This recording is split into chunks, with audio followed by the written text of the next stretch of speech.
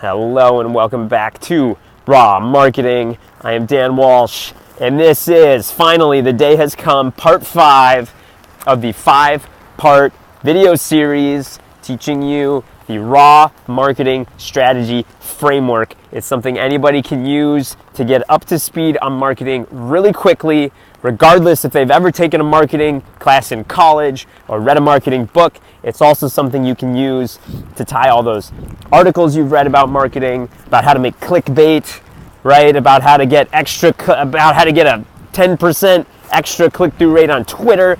All that stuff, you can tie it into this, but it's a way to move up a layer from pure tactics and start thinking about strategy. All right? Like I said, this is part 5. They do go in order, so please watch episodes or parts 1 through 4 before you watch this one. It will make more sense. I guarantee I'll link those other videos down in the descriptions. There will also be, for sure now, a PDF worksheet that you can use. You can print it out or write it out or whatever. It'll be there to download so that you can work through these things. You might need to go through that page a few times, print out a couple copies. This entire framework consists of 5 questions. The questions are simple, but they are not easy to answer. Simple but not easy. This is a common thread for me.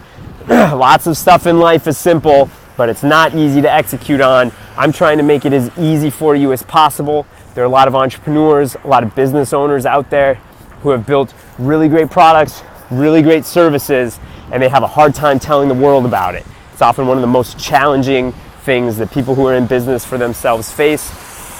I'm putting these videos out to help everyone who's in that boat. I used to teach this at General Assembly. I've used this myself on my own products that I've been in charge of, as well as helping clients who have their own products. It works, I promise. I hope it helps you too. All right, on to step 5.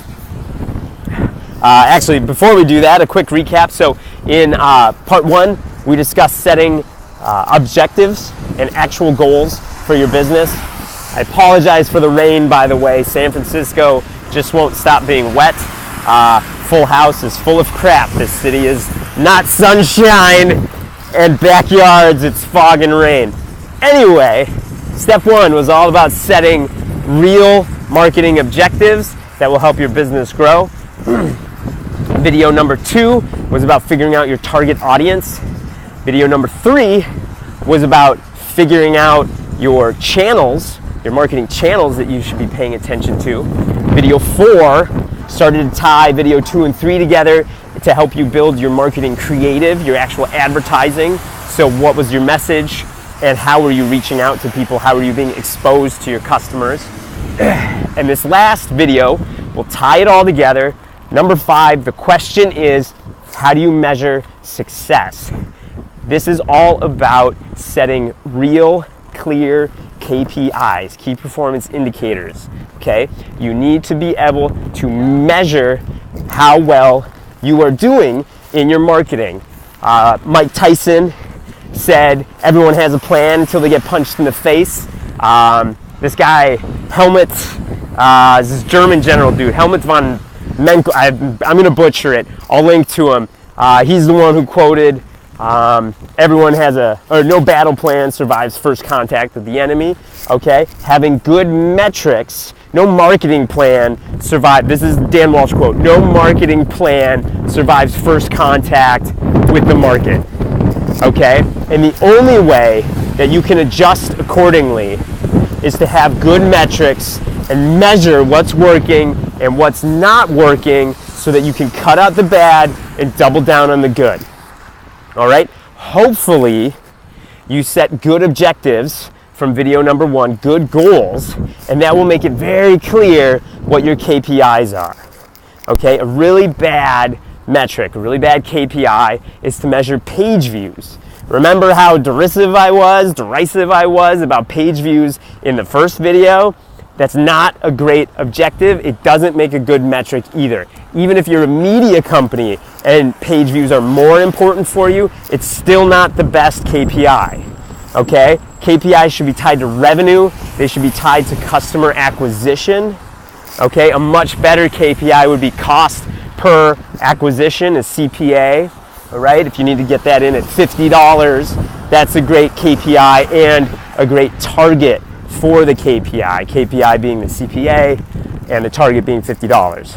Okay, you need to have this in place again so that you can adjust and react and grow. If you can't measure, you can't manage your marketing. You need to know what to cut out and what to double down on.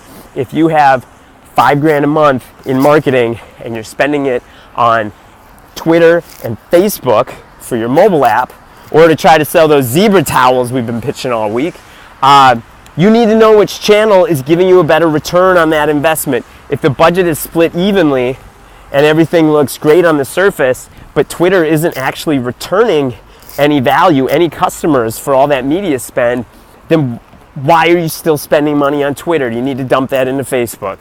Okay, these are the kinds of insights that you will get from solid metrics that will make decision making easier. You don't have to guess anymore. Okay, you can look at the numbers and make sound decisions that will help your business grow. That's it. That's number 5. We're done.